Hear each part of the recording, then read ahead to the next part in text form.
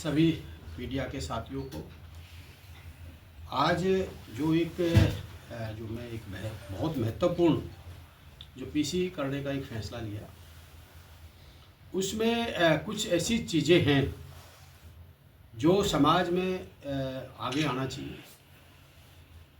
जो कुछ ऐसे व्यक्ति होते हैं हर देश में, स्टेट में, हर संस्था में, हर समाज में, जो किसी न किसी रूप में कहीं न कहीं, चाहे वो थ्रेट के माध्यम से, चाहे गलत वर्डिंग से, समाज को कहीं न कहीं दबाने की कोशिश करते हैं। ऐसे ही एक मेरे सामने एक बड़ा वाक़या हुआ जो हमारे यहाँ पीछे ग्राउंड में किसान सम्मान समारोह संत महाराज रामपाल जी का हुआ, जो हमारे जिला झज्जर के सभी सरपंचों ने, सभी नंबरदारों ने, गणमान्य व्यक्तियों ने उनके परिवार को बुला के उनका सम्मान किया। वो सम्मान क्यों किया था? वो सम्मान इसलिए किया था कि जो किसान के ऊपर एक बहुत बड़ी आफत आई थी, और वो आफत इतनी बड़ी थी, उसमें सभी लोगों ने मिलके इस आपदा से निपटने का काम किया। उसमें हमारे जैसे जनप्रतिनिधियों ने भी जितनी हमारी अपनी खुद की औकात थी उतने अपनी जेब से भी, सरकार से भी और प्रशासन ने भी खूब मदद की, सभी ने मदद की। पर कहीं न कहीं जो बजट का एक अभाव होता है, वो बजट ना होने की वजह से भी अधिकारी भी ऐसा महसूस कर रहे थे, जिसके लिए संत महाराज रामपाल जी उन्होंने इस समाज, जो किसान कौम, गरीब, मजदूर, हर उस वर्ग के आगे आके अपना हाथ बढ़ाया कि मैं इस दुख की घड़ी में पूरे देश में, ये नहीं हरियाणा की बात करो, पूरे देश में उन्होंने अपने सेवकों की सबकी ड्यूटी लगाई और समाज में आके आगे हाथ बढ़ाया। तो उसी कड़ी में बादली हलके में छोटे छोटे गांव में किसी में 10 मोटर, किसी में 12,000 फुट पाइप, किसी में 20,000 फुट पाइप, अनेकों गांव ऐसे हैं उन्होंने किसान कौम को बचाने का काम किया। उसके साथ साथ गरीब व्यक्तियों के मकान गिरे, जैसे हमारे बादली हलके में 300-400-500 मकान ऐसे हैं जो तुरंत प्रभाव से उन्होंने बनाने का काम किया। तो अगर जो व्यक्ति मेरे काका ताऊ, मेरे परिवार की दुख की घड़ी में कुछ साथ देता है, तो मेरा फर्ज, मैं एहसान फरोमर्श नहीं हूँ। मेरे बादली हल्के के मेरे काका ताऊ, मेरे परिवार की जो मदद जिन्हें की, और वो मुझे ये कहें कि भाई इन्होंने हमारी मदद की और बहुत अच्छे तरीके से मदद की, तो मैं क्यों नहीं, मैं कोई नमक हराम नहीं हूँ जो मेरे परिवार की मदद करता हो और उसका मैं थैंक्सफुल ना हूँ, मैं उसका धन्यवाद ना करूँ।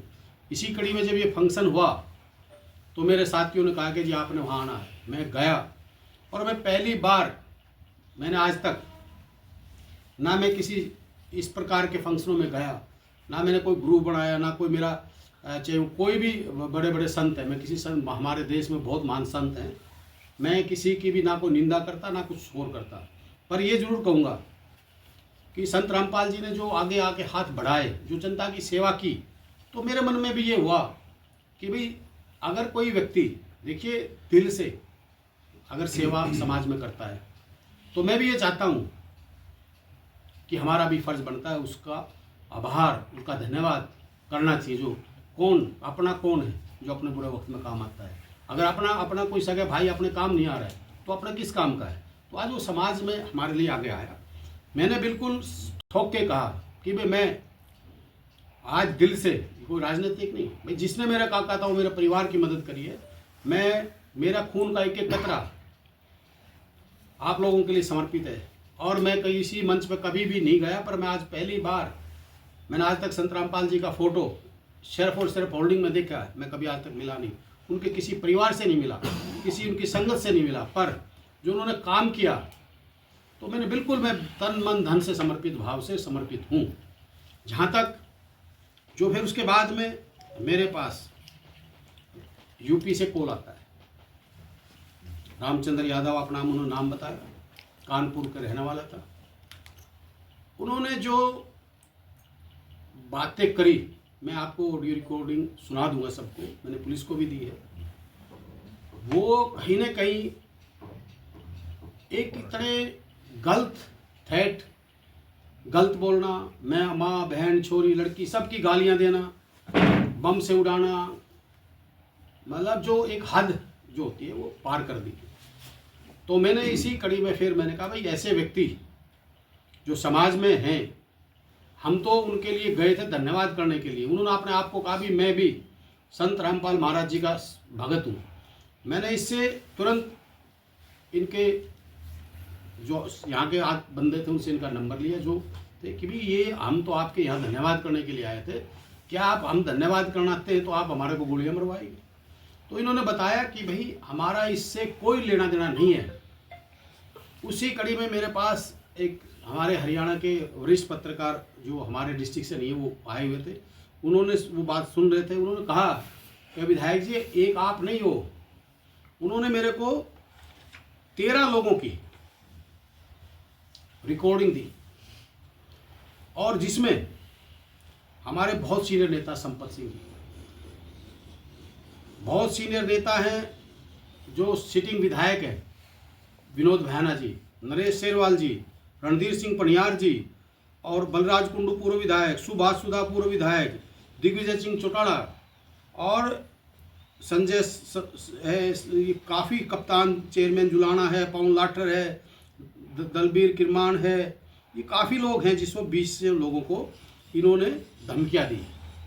पर मुझे तो इस बात का एक दुख हुआ कि इतने लोगों को धमकी दी, इतने लोगों को गलत बोला। अगर ये जिस दिन पहले दिन किसी व्यक्ति को, मुझे नेताओं से भी इस बात से मुझे बड़ा पीड़ा हुई कि देखिए मुझे अपने जनप्रतिनिधि होने के नाते मैं बादली हल्के की जनता का बेटा हूँ, उनका खून हूँ। अगर मुझे अच्छे काम के लिए अपनी जान गंवानी भी पड़े तो मुझे कोई परवाह नहीं है, मैं किसी इस बात से नहीं डरता। मेरे को गुंडों ने भी खूब धमकियाँ दी। मैं अपराधियों के खिलाफ, नशे के खिलाफ मैंने कार्रवाई भी कराई और मैं बोलता भी हूँ। मेरे को अनेकों बार धमकी आती है, मैंने आज तक कभी मीडिया या कोई एफआईआर लॉन्च की कोई किया नहीं। मैंने कहा भाई जो होगा वो देखा जाएगा। पर जो व्यक्ति इतने लोगों को धमकी दे सकता है और वो लोग चुप रह जाते हैं, मैं तो कहीं ना कहीं हमारे जो नेता हैं, अगर पॉलिटिकल व्यक्ति जो जनप्रतिनिधि हैं, पुलिस है, अगर उनको थ्रेट आती है और वो व्यक्ति चुप होते हैं तो ये समाज के लिए इन ऐसे अपराधियों को कि हौसले और बढ़ेंगे। जहाँ तक इसकी बात है, ये जो रामचंद्र जी है, इसका मैंने सारा रिकॉर्ड निकलवाया।